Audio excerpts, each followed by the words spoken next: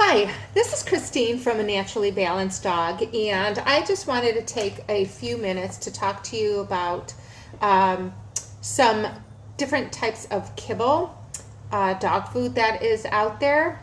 I am a fresh feeder, however, I do get people who ask me about dog food in a bag. And so there are a lot of reasons why I recommend not doing dog food out of the bag, primarily due to the nutritional value and the lack of control that you have of what you're feeding your dog. There has been a lot of testing that has been done in the past on dog food where they take samples of dog food and they send it into a lab and they ask them to analyze it, and they get back the ingredients and they compare that to the dog food, and they find that there is a high percentage of foods excuse me, that differ from what the lab is giving versus what is on the label. So you wonder how that happens. I don't know. But it does. And so if you have a dog that has allergies or has sensitivities and you think you're buying one thing and you're not, it becomes very difficult and can become very frustrating when you feel that you're doing what you need to do, yet it's not working. And it might not be working because what you're buying might not be what you think you're getting. Anyways, so what I did is there are a ton of different dog foods. And so we're not going to get into the whole label and talking about, the different levels. What I did is I went in and I looked for some of the more premium dog foods. And just going to give you kind of my 2 cents. I'm not endorsing anything. I'm just simply going to review with you what I look at on a label and how I would make choices as to what I want to feed my dog. So the first thing that I always think about is, unfortunately, in the majority of dog food, the protein is based on what we call the 4 Ds. The 4 Ds are dead, dying, down, and diseased animals. And so often we think that it is fresh foods the same as we eat that is going in your dog's food, which is very far from the truth. Usually the animals can come from feedlots that have died in the field, or chickens in their chicken lot, and it could be dead animals that they find randomly, and certainly there may be that percentage of the non-human consumable foods, and they're all sent in and they go into a rendering plant, and that's where all the meat is basically cooked. So to me, that's already a problem, because I know that feeding sub-quality proteins and sub-quality foods can add to the deterioration of your dog's health, and can arise some diseases such as cancer, diabetes, obesity, things of that nature when you're feeding the improper diet. So I'm not going to go on about that. So the first food that I went out and got was Acana. Acana, this is a duck and pumpkin recipe. And so I started looking at the label. And so all of the foods that I'm going to show you relatively were the same price, within $20 to maybe $23 for a 4-pound bag of food, which is outrageous. And so what I was doing is I will do a video at a later time and give you how much it cost me to make my dog's food from fresh ingredients versus what it cost me to feed them a premium dog food. And so I'll give you kind of some prices based on one of my dogs, which is about a 50-pound dog. So I'm going to just kind of give you the prices based on that.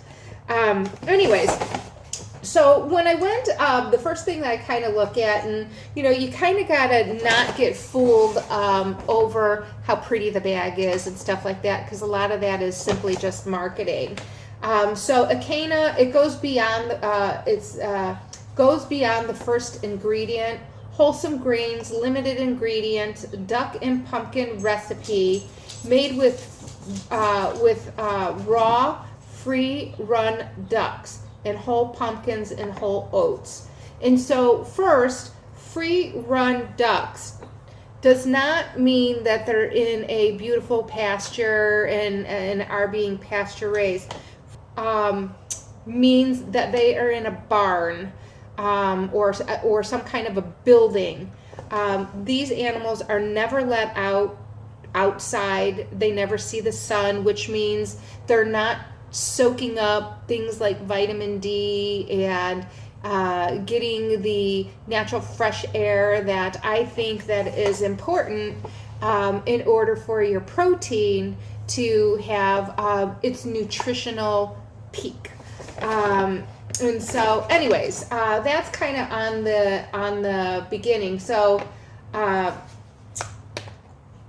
it kind of goes through our go beyond commitments, thoughtfully crafted from start to finish. And it says protein rich recipes. Our first two ingredients are animal source, which it is. And so it is a deboned duck and duck meal. So basically, deboned duck is just the muscle meat. When they talk about duck meal is the skin, the muscle, and bone that goes through rendering to a dry form. And so the first two ingredients are based on protein. And then it says that we work carefully with a group of suppliers, including farmers, ranchers, fishers that we've known and trusted for decades. So they kind of give you their little story. However, in addition, I did go onto their website and wanted to take a look on the website. So when you're looking at the ingredients, basically you got deboned duck meal, then you got oat groats, whole sorghum, and duck liver, duck fat. So whenever anything that you read up until the fat is what is most in the bag. Everything after that is in minuscules. And so those are the things that we want to look. Fat, the ingredients before the fat is kind of what we focus on. And so whenever you have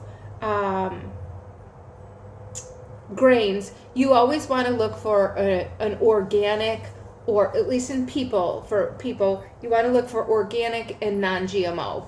And I think that our dogs deserve the same. And granted, we can't always give them top of the line ingredients, and so you kind of gotta pick and choose what it is that is important to you, and that you feel that you want to modify. So for example, when I'm preparing my dog's food, I can't give them grass-fed, meat, but I do the organ meats, which I try to get that are grass-fed, because that houses the nutrition and the toxins in the body and so forth.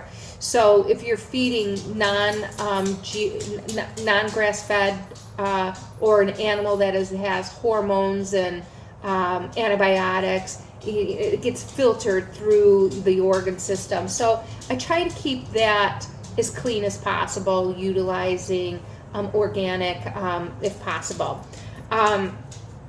The other thing is there's something that we call the dirty dozen, and the dirty dozen are the vegetables that are rate very high with pesticides and herbicides. And so these foods are the ones that you always want to go and get organic.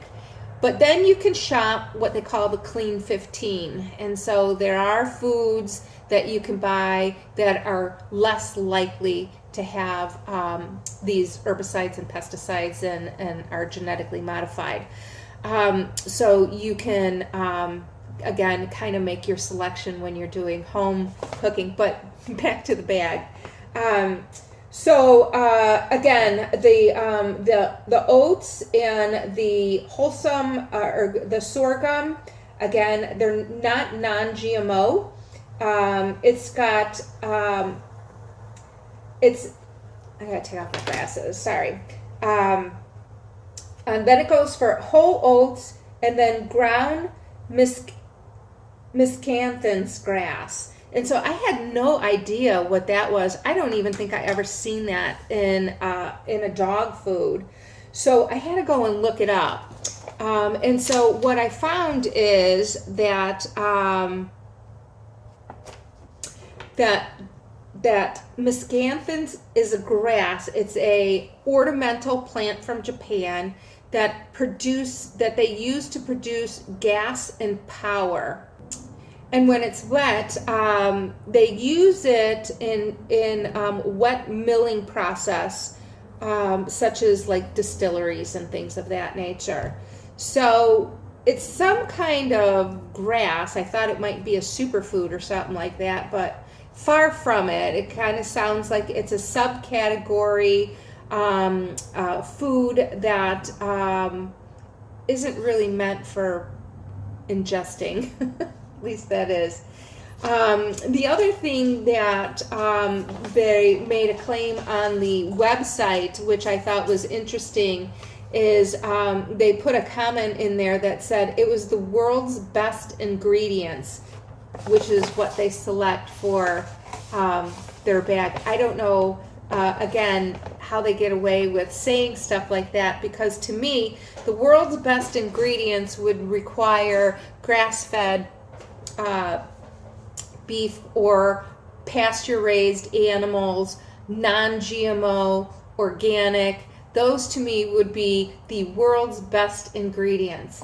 And so being the fact that the animals, I don't think it is a humane way of raising the animals by keeping them in these barned areas and whatnot. They never get to see the sun. They claim it's for their protection, but I don't know about that. Anyways, so Acana, those are kind of my thoughts on that. The Acana, again, for me, broke down into about $4 a day to feed. A 4-pound bag in all of these will only feed my dog for about just a little over 4.5 days. So not quite 5 days, but a little over, just say 4.5 days. So that's what 4 pounds will get me. So I would need to obviously buy a much bigger bag. But for today, what we're just doing is giving you some ideas. So with that, here are the ingredients.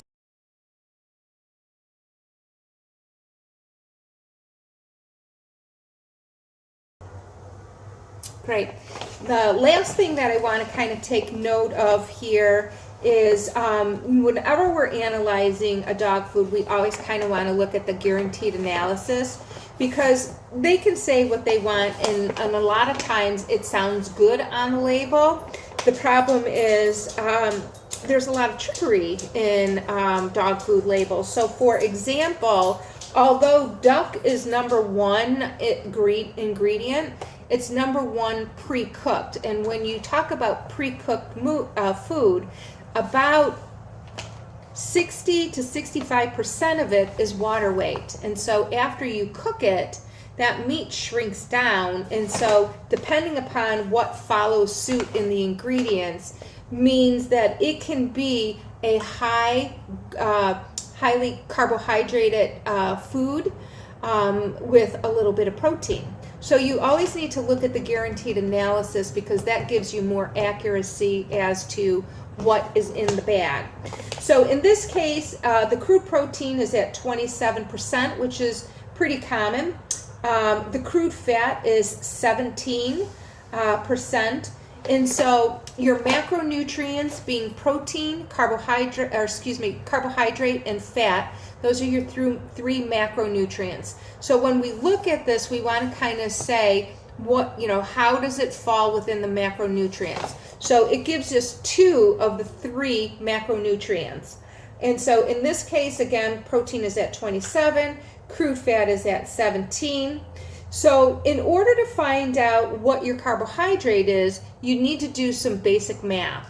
So what I do is I add up the protein, the fat, the fiber, and the moisture. And so in this case, it's 27%, 17%, crude fiber is at 6%, and then moisture is at 12%. And so if you add that up, it's 56. And so if you take 56 and subtract it from 100, because your macronutrients should equal 100, basically your percentage is 44% carbohydrate. And so 44% carbohydrate on a limited ingredient food. So that's going to sum up the Acana for me. The other one that we have here is a food. Let me see here. Yeah, this one is Ventura. And Ventura is, again, a limited ingredient diet. It's a smoked turkey and butternut squash, grain-free formula, crafted in the USA. But that doesn't mean that the ingredients comes from the USA. So don't be confused, because a lot of dog food ingredients comes from other countries. All right, and then it says it's grain-free, heart healthy, because they enriched it with taurine, and pea-free. It says no peas, potatoes, or eggs, no lentils, no legumes. So everything you want and nothing you don't is kind of what their claim is at this point. So looking at the ingredients,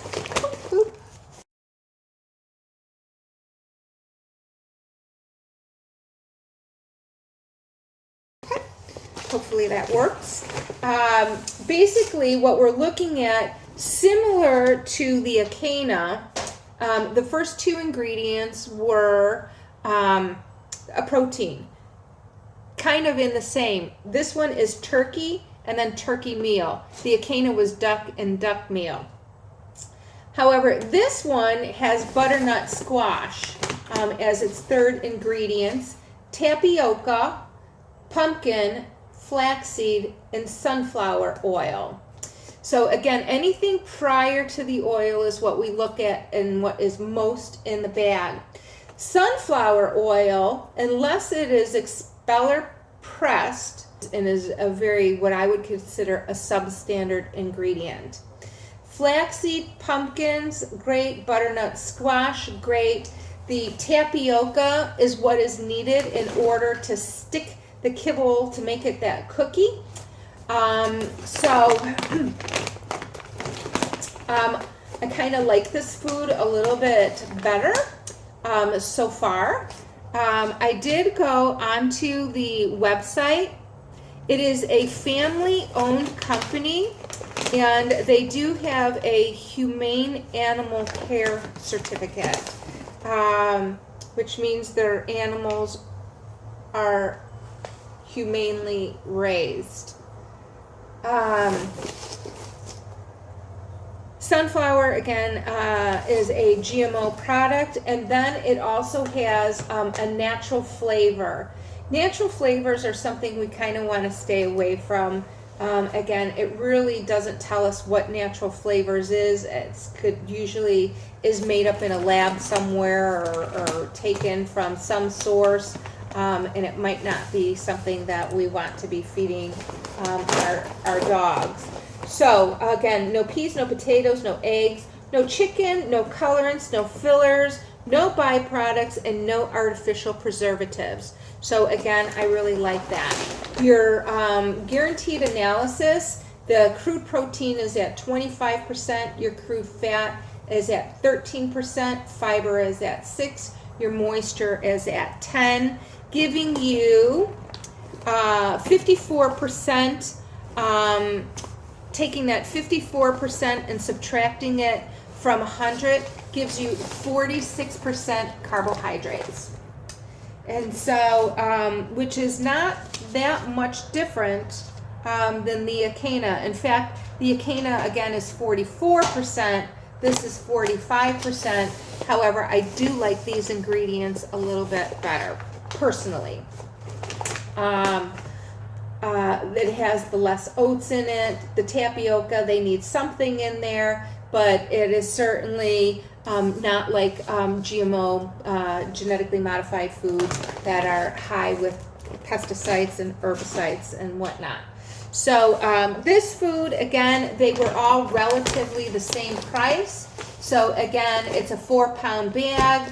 Its range was about $19, and so again, maybe it cost about $3.99 to feed my dog. Next, we've got Open Farm. Open Farm, I really enjoyed this brand, actually kind of looking into it. So one of the things that I liked is they actually have where you can go onto the website, and it's 100% traceable ingredients. You know where every ingredient comes from. I think that is so important so that you can go and actually look at it. And so it has a lot number on the back. So when you go onto the website, you can actually put that lot number in, and it gives you the list of ingredients and where those ingredients came from.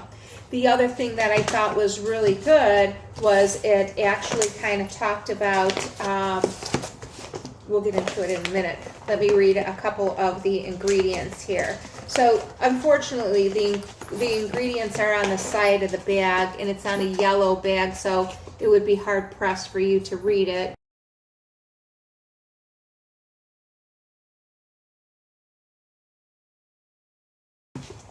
But this has harvest chicken and ancient grains as the recipes. The thing about ancient grains is just they kind of use that because it makes it sound better than saying grain. So it has some healthier benefit. So this has chicken, oats, ocean white fish meal.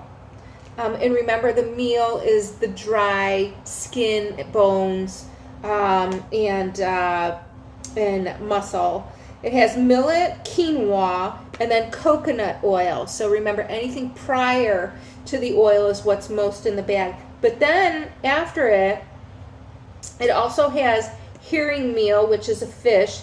It has natural flavor, which I'm not happy about. Pumpkin, sorghum, salmon oil, apples, chia seeds, and then it gets into its list of vitamins. The other ones after that, the fat content, it pretty much just went into the list of vitamins, so it didn't really have. So humanely and sustainably sourced, which again, I went on their website to verify. Certified humane chickens raised without antibiotics with a wholesome blend of ancient grains, includes cut steel oats and quinoa. And so when I first usually read this, I'm always looking at, how was the protein source raised? Because obviously, if they're out in their natural pastures getting sun, getting fresh air, eating what they were meant to, that means the nutritional panel of that animal is going to be higher than something that gets, again, locked away in a barn someplace. And so, so when I went onto the website, these were what I found. So the quinoa, the oats, non-GMO, which is fantastic. They were grown in Nebraska, or excuse me, North Dakota. The millet was from Minnesota. The white fish was actually wild caught and not farmed. Farmed fish you want to stay away from because they're just fed grains. They're not fed their natural habitat again. Then this way your protein is actually higher in nutrients. The herring was also wild caught from Canada. The natural flavors was actually dried ocean fish, wild caught. Sorghum was a non-GMO. Apples are actually on the Dirty Dozen. It did not necessarily say naturally say that it was organic. And salt was a sea salt, which is far better than iodide. So sea salt has a lot more minerals in it. So I really like that. The taurine came from Japan. And so overall, really my favorite is this open barn. It was a little bit higher in price, but not by much. It was about $21 and 35 cents for a 4-pound bag of the chicken based. Again, all of the foods were approximately the same to feed my dogs, which is about $4 a day. And so, again, I really like the food. I like the fact that you can trace the ingredients back. I like the fact that they're doing non-GMO, that they're using proteins that are humanely sourced. And so this is my pick, Open Farms. I really liked it. Now my next video that I'm going to be making is actually, I'm going to make some fresh food for my dog, and we'll give you the ingredients, the cost of the ingredients, how much it took, and then we'll do a comparison as to, is it really cheaper to feed a bag food versus fresh food? And so thanks for hanging out with me. And again, this is Christine from A Naturally Balanced Dog, coming to you with a couple of bags. I'll probably go to the pet store and pick a couple more out and just give you my 2 cents worth on the bag food. So all 3 of the bags are, again, they're considered a higher quality food. So the Acana, again, the Open Farm, and then the Ventura. So these are my 3 foods for today that I did a little overall review. So thank you so much. You guys have a great day, and we'll be seeing you soon. Bye-bye now.